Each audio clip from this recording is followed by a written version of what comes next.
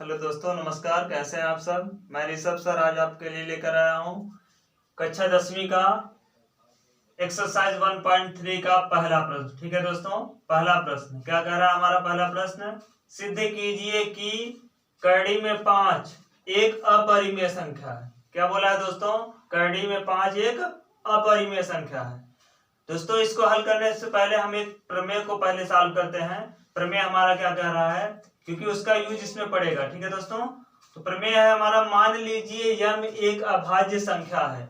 यम क्या है? एक अभाज्य संख्या है। यदि यम पी स्क्वायर को विभाजित करता है, यम पी स्क्वायर को विभाजित करता है तो यम पी को भी विभाजित करेगा, जहां पी एक धनात्मक पूर्णांक है। जैसे हम ले लेते हैं कोई धनात्मक पूर्णांक, मान लीजिए हमने ले लिया, यहाँ ले सकते हैं 15। ठीक है दोस्तों, हमने ले लिया 15 का वर्ग। ठीक है दोस्तों, और हमने इसको 5 से डिवाइड किया। जैसे आप देख लीजिए, जहां कहा गया, जहां p एक धनात्मक पूर्णांक है तो हमने 15 के लिए, 15 क्या है? एक धनात्मक पूर्णांक है, हमने इसका वर्ग ले लिया है। और m क्या है? ये 5 हमारा बटे 5 क्या है हमारा? एक m है, मतलब अभाज्य संख्या है।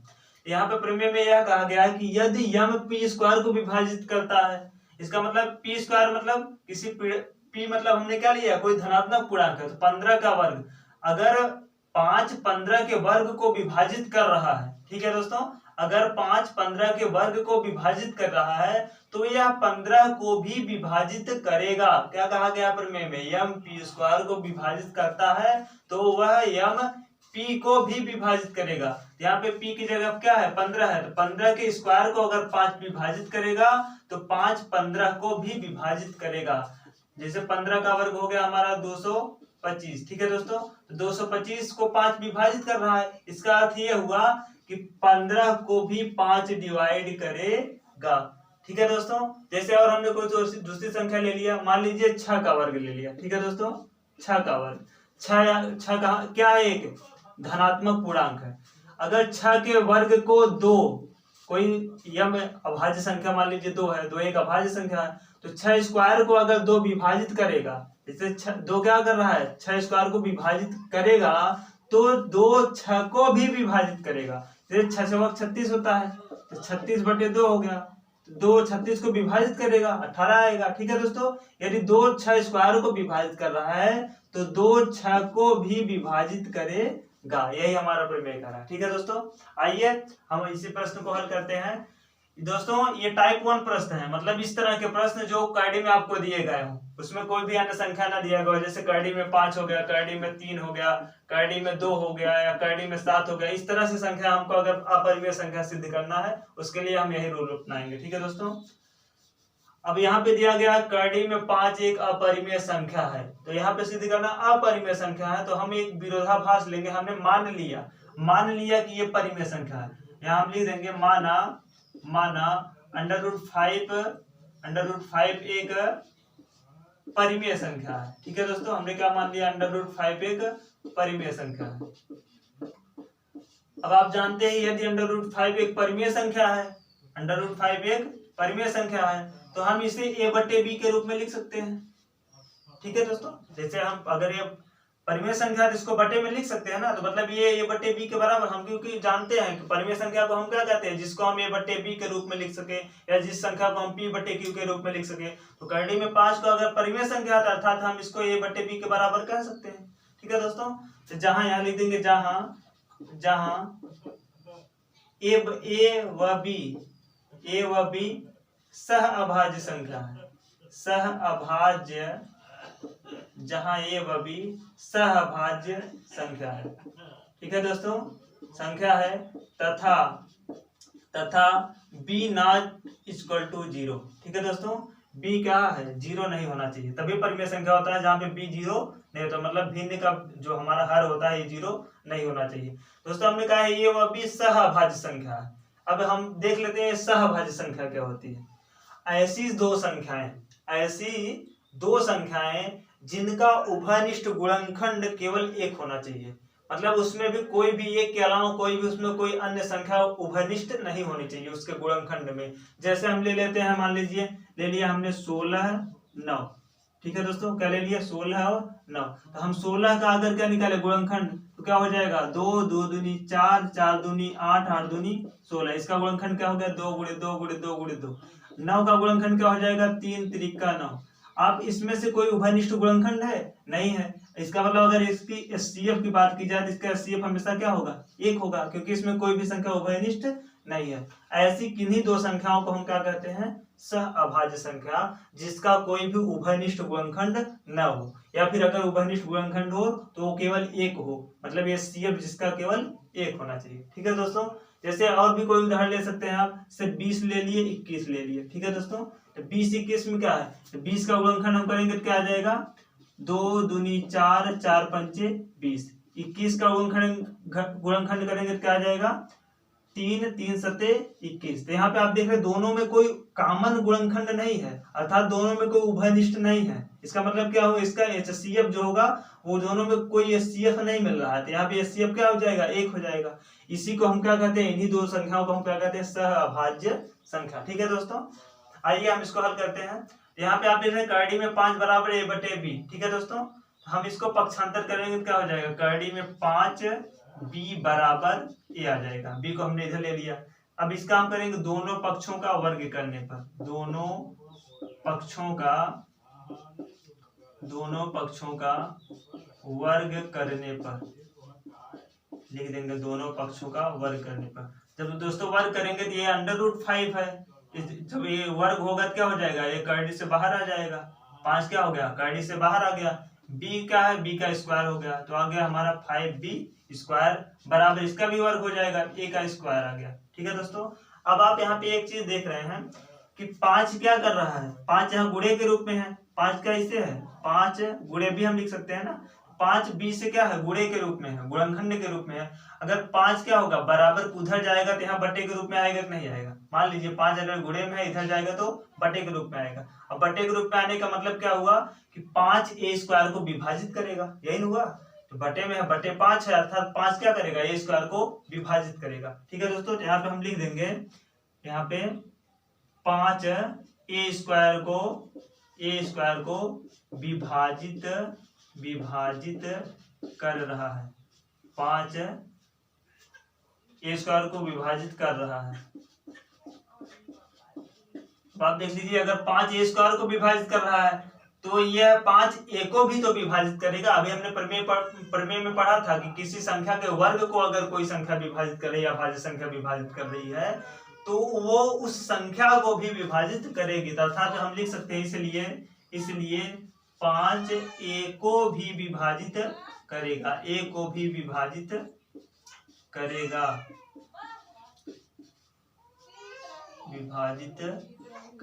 ठीक है दोस्तों, अब हम मान लेते हैं अगर 5 a को भी विभाजित करेगा, इसका अर्थ क्या हो गया, हम a बराबर मान लेते हैं, a बराबर क्या हो जाएगा, जैसे a का गुणनखंड क्या आ जाएगा 5, हमने कोई भी गुणनखंड मान लिया c, जैसे a को विभाजित कर रहा है तो a का गुणनखंड क्या आ गया 5 से तो विभाजित हो रहा है तो 5 से भाग देंगे कोई ना कोई भाग जाएगा।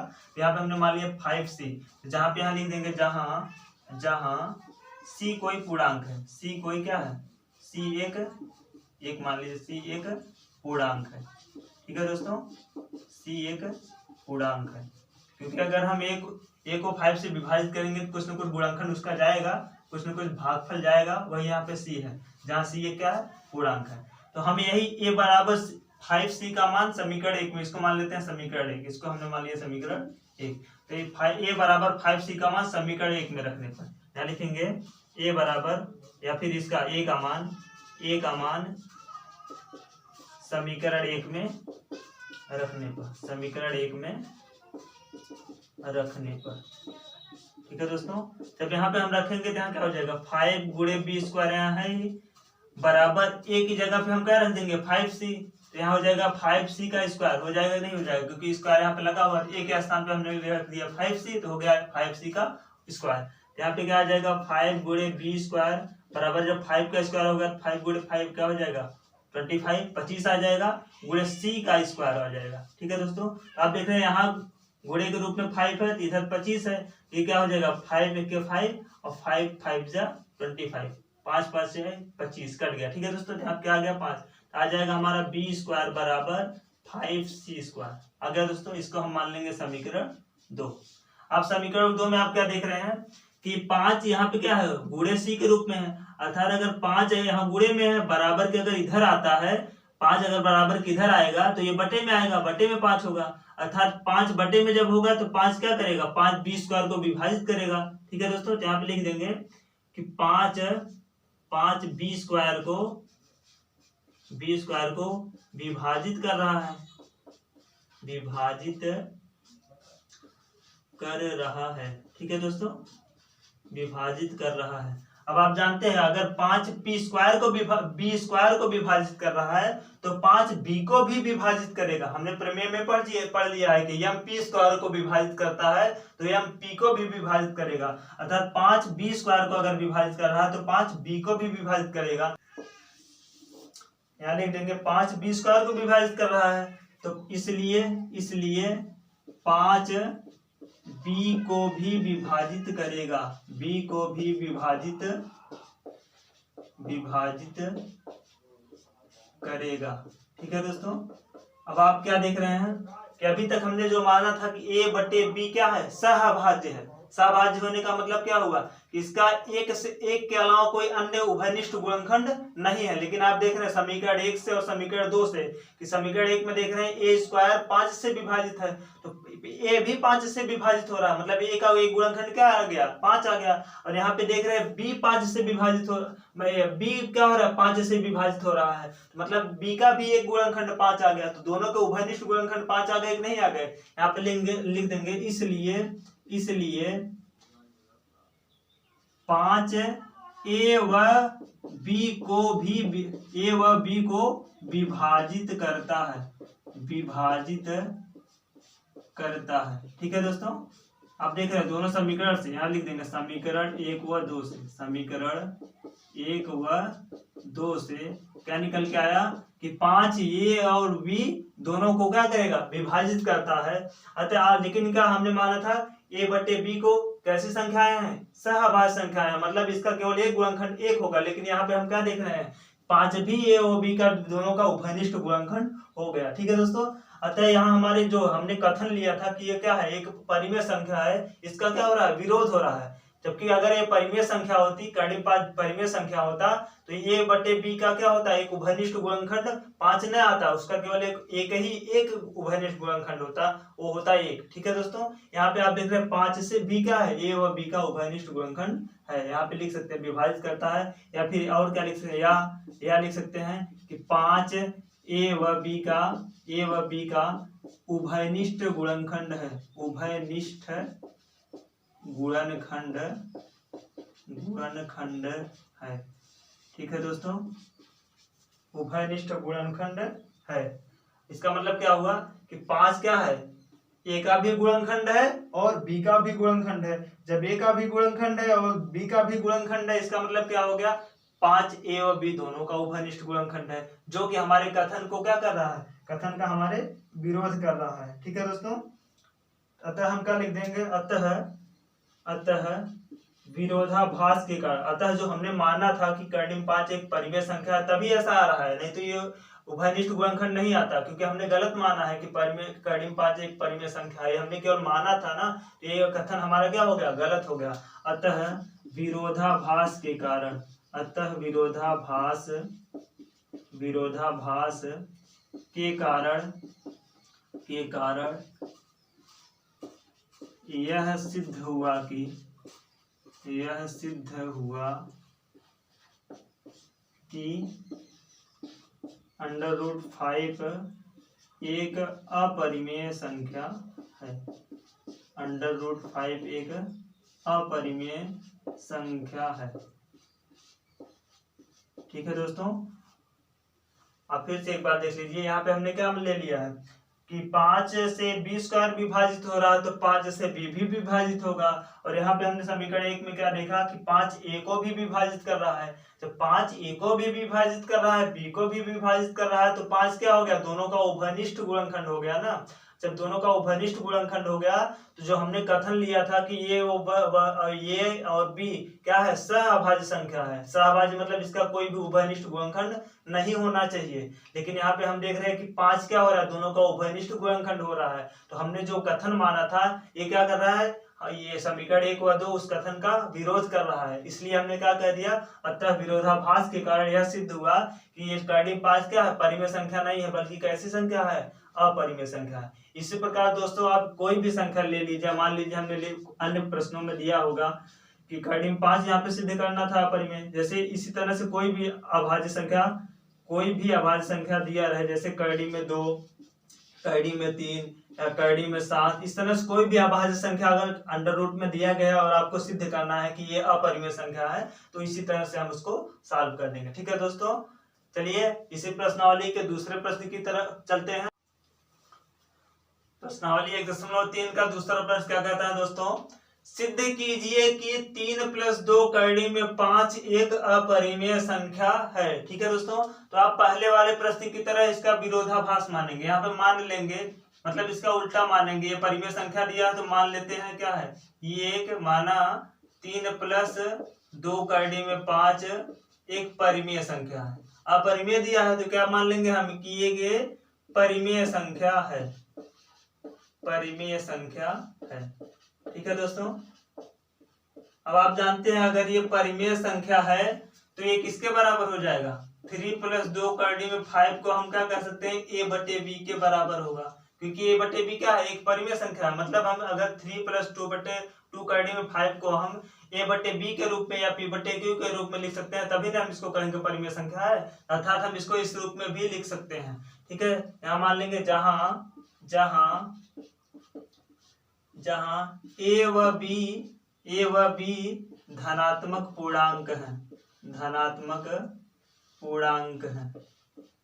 दोस्तों आप कंफ्यूज होंगे कि पिछले प्रश्न में हमने यहाँ पे माना था कि ये सहअभाज्य संख्याएं हैं, धनात्मक पूर्णांक है। ठीक है दोस्तों, तथा b not = 0। दोस्तों आप यहाँ पे देख रहे हो, यहाँ पे हमने धनात्मक पूर्णांक माना है, ए और बी क्या है, धनात्मक पूर्णांक है, जबकि पिछले में हमने क्या माना था कि सहअभाज्य संख्या। दोस्तों कोई अब फर्क नहीं पड़ता है, कोई अंतर नहीं पड़ता है, आप चाहे उसको धनात्मक पूर्णांक कहिए, चाहे आप कह सकते हैं सहअभाज्य संख्या। क्यों, क्योंकि जब कोई भी संख्या, जैसे हम ले लेते 16/8 ले लिए, तो ये थोड़ी ना परिमेय संख्या कहलाएगा, है ये परिमेय संख्या। क्यों है, क्योंकि 8 × 8 8 × 2 = 16 अर्थात 2/1 आया ना, तो मतलब इसको काटने पीटने के बाद आया क्या, जो हमारा आया, तो ये तो सहअभाज्य ही है, दोनों का गुणनफल उभयनिष्ठ एक ही तो होगा। ठीक है दोस्तों, इसलिए हम क्या कहते हैं, इसको कोई कुछ भी मान सकते हैं, धनात्मक पूर्णांक है या फिर सहअभाज्य संख्या है। तो हम आगे क्या करते हैं, यहाँ पे आप देख रहे हैं 3 क्या है, यहाँ प्लस से जुड़ा हुआ है, इसके सामने का चिन्ह प्लस है, अगर इसको हम बराबर को उधर ले जाएंगे तो क्या हो जाएगा, माइनस हो जाएगा। तो 2 कर्डिम में 5 यहीं पर रहने देंगे, a/b इधर गया -3 हो गया, 3 इधर गया हो गया। अब यहाँ पे क्या हो गया, /1 मान लिए, तो बराबर हम लिख सकते हैं 2 कर्डिम में 5 बराबर, इसका तिरछा गुणा करेंगे तो a का गुणा 1 से होगा तो ये आ जाएगा, -3 का गुणा b से होगा तो हो जाएगा 3b/b का गुणा x करेंगे क्या हो जाएगा b। अब यहाँ पे आप देख रहे हैं क्या है, 2 कर्डिम में 5 है, तो यहाँ पे किस रूप में है, गुणा के रूप में है ना, 2 गुणे कर्डिम में 5, तो ये गुणे में है, बराबर गुजर जाएगा तो क्या हो जाएगा, बटे में। तो हम लिख सकते हैं कर्डिम में 5 बराबर a - 3b/2b। ठीक है दोस्तों, यहाँ पे 2 यहाँ से यहाँ आया तो यहाँ हो गया बटे में गुणे में। ठीक है दोस्तों, तो यहाँ पे आप क्या देख रहे हैं कि कर्डिम में 5 कैसी संख्या है, अपरिमेय संख्या है। हम पिछले अध्याय में मतलब पिछले ही प्रश्न में क्या है, सिद्ध कर चुके हैं कि कर्डिम में 5 कैसी संख्या है, अपरिमेय संख्या है। तो यहाँ पे हमें दोबारा प्रूफ करने की आवश्यकता नहीं है, और हमें यहाँ पे माने हैं कि ए व बी क्या है, धनात्मक पूर्णांक है। जब ए व बी धनात्मक पूर्णांक है तो इसका जो मतलब ऋण होगा, मतलब घटाने के बाद जो भी संख्या आएगी और ये भिन्न जो होगा, ये कैसी संख्या होगी, एक परिमेय संख्या होगी, क्योंकि यहाँ पे हमने b = 0 माना है ना, मतलब b 0 के बराबर नहीं है, तो हमारा जो हर होगा ये 0 नहीं होगा। जब 0 नहीं होगा तो हमारी संख्या कैसी होगी, परिमेय होगी। इसको हम मानेंगे समीकरण 1। ठीक है दोस्तों, तो यहाँ पे हम लिख देंगे चूंकि √5 एक अपरिमेय संख्या है, एक अपरिमेय संख्या है, एक अपरिमेय संख्या है, तथा ये हम जान चुके हैं, इसको सिद्ध कर चुके हैं, कर्डिम 5 क्या है, अपरिमेय संख्या है, तथा a - 3b/2b एक परिमेय संख्या है, एक परिमेय संख्या है। ठीक है दोस्तों, एक ऐसी संख्या है, एक परिमेय संख्या, क्योंकि वहां पे ए और बी क्या है, एक पूर्णांक है। पूर्णांक हमेशा परिमेय संख्या होती है। ठीक है दोस्तों, तो हम अतः क्या कर सकते, इसलिए हम लिख सकते हैं करड़ी में 5 not equal to a-3b upon 2b। क्यों दोस्तों, हम क्योंकि कभी भी अपरिमेय संख्या परिमेय संख्या के बराबर नहीं हो सकती, अर्थात कभी भी परिमेय संख्या अपरिमेय संख्या के बराबर हम नहीं कर सकते, इसलिए क्या होगा, ये विरोधाभास हो जाएगा। इसको हम मानेंगे समीकरण 2। आप देख रहे हैं समीकरण 1 में कह रहा है कि ये एक दूसरे के बराबर है, लेकिन यहाँ पे कह रहा है कि हम जानते हैं पहले से कि परिमेय संख्या अपरिमेय संख्या के बराबर नहीं हो सकता, तो दोनों में क्या हो रहा है, विरोध हो रहा है। अतः हम क्या कर सकते हैं, अतः विरोधाभास के कारण समीकरण 1 व 2 में विरोधाभास के कारण यह सिद्ध हुआ कि 3 + 2 कड़ी में 5 एक अपरिमेय संख्या है। ठीक है दोस्तों।